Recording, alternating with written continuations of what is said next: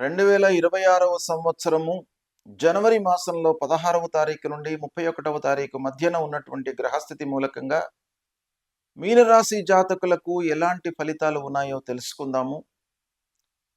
ఈ పక్షంలో ముఖ్యమైనటువంటి గ్రహాల యొక్క స్థితి రవి, కుజుడు, బుధుడు, శుక్రుడు మకర రాశిలో సంచరిస్తున్నారు. గురువు మిథున రాశిలో సంచారము, శనేశ్వరుడు మీనరాశిలో, రాహువు కుంభరాశిలో, కేతువు సింహరాశిలో సంచరిస్తున్నారు. అయితే ఈ సంచారము మీనరాశి వారికి ఎలా ఉంది అనే విషయాన్ని మనం చూసినట్టయితే 4 గ్రహాలు మకర రాశిలో సంచరిస్తున్నాయి. ఈ మకరము మీనరాశి వారికి ఏకాదశ స్థానం అవుతుంది. అంటే ఏకాదశ స్థానంలో ఈ 4 గ్రహాలు సంచరించడము చాలా లాభదాయకంగా ఉంటుంది. లాభస్థానం అన్నమాట. లాభస్థానంలో చాతుర్గ్రహ కూటం సంభవిస్తుంది. కనుక ఈ పక్షము ప్రత్యేకంగా మీనరాశి వారికి ప్రధానమైనటువంటి గ్రహాలు రాహువు, శని, గురువు ప్రతికూలంగా ఉన్నప్పటికీ ఈ 4 గ్రహాల యొక్క అనుకూలత ఉంది గోచార రీత్యా ఈ పక్షం లోపల. కాబట్టి మీనరాశి వారికి విభిన్నమైనటువంటి ఫలితాలు ఉంటాయి. అంటే అనుకూలమైనటువంటి ఫలితాలు ఎక్కువగా ఉండేటువంటి అవకాశాలు ఉన్నాయి. అంటే తాత్కాలికమైనటువంటి ఫలితాలు ఎక్కువగా అనుకూలంగా కనబడుతున్నాయి ఈ పక్షం లోపల. 1వ స్థానంలో శని అంటే మీనరాశిలో సంచరిస్తున్నాడు. శని మూలకంగా కొంత ఆర్థిక విషయాలలో కొంత జాగ్రత్తగా ఉన్నట్టయితే ఈ మిగతా గ్రహాలు ఏకాదశంలో ఉన్నటువంటివి మీకు యోగిస్తాయి.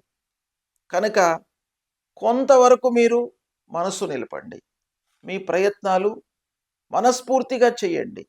తద్వారా మీకు లాభం పెరుగుతుంది, కార్యసిద్ధి కలుగుతుంది. ఇకపోతే ముఖ్యంగా ఉద్యోగుల విషయం మనం ఆలోచించినట్టయితే గురువు అర్ధాష్టమ స్థానంలో ఉన్నాడు. అర్ధాష్టమ స్థానంలో గురువు ప్రతికూలం గోచార రీత్యా.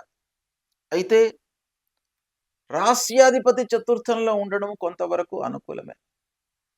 కాబట్టి అలాంటి కొంత అనుకూలతను మనము మన వైపుకు మలుచుకోవడానికి మన ప్రయత్నాలు మనం చేయాలి. కాబట్టి ఉద్యోగస్తులు కూడాను కొంత ప్రయత్నపూర్వకంగా ఉన్నట్టయితే సత్ఫలితాలను పొందే అవకాశాలు ఉన్నాయి. ఇకపోతే విద్యార్థులు కూడాను ఏకాగ్రతతో మనస్సు నిలిపి ప్రయత్నం చేసినట్టయితే మీకు సత్ఫలితాలు కలుగుతాయి. ఏంటంటే చతుర్థ స్థానము సౌఖ్య స్థానము, అలాంటి స్థానం లోపల శుభగ్రహము ఉంది, గురువు ఉన్నాడు. కాబట్టి మీకు సంతోషదాయకంగానే ఉంటుంది ఈ పక్షము. కాకపోతే కుటుంబం లోపల అందరితో కూడాను మీకు సత్సంబంధాలు ఉంటాయి. ఉచ్చస్థానంలో ఉన్నారు కుజుడు, శుక్రుడు ఏకాదశ స్థానంలో ఉన్నాడు. ఇలా ఈ గ్రహాల యొక్క సంచారము మీకు సంతృప్తినిస్తుంది. అంటే కుటుంబం లోపల భార్య, పిల్లలు, కుటుంబ పెద్దలు, బంధువులు, స్నేహితులు, ఆత్మీయులు వీళ్ళందరితో కూడాను మీరు కలిసి ఉంటారు. వారితో మీకు అన్యోన్యత పెరుగుతుంది, సత్సంబంధాలు ఉంటాయి. చాలా సంతృప్తిగా మీరు ఈ పక్షాన్ని గడుపుతారు. ఇకపోతే చిన్నపాటి ఆరోగ్య సమస్యలు జన్మస్థానంలో శని మూలకంగా కలిగే అవకాశాలు ఉంటాయి. కాబట్టి దాన్ని మీరు అధిగమించడానికి ధ్యానము, యోగా ఇలాంటివి చేయండి.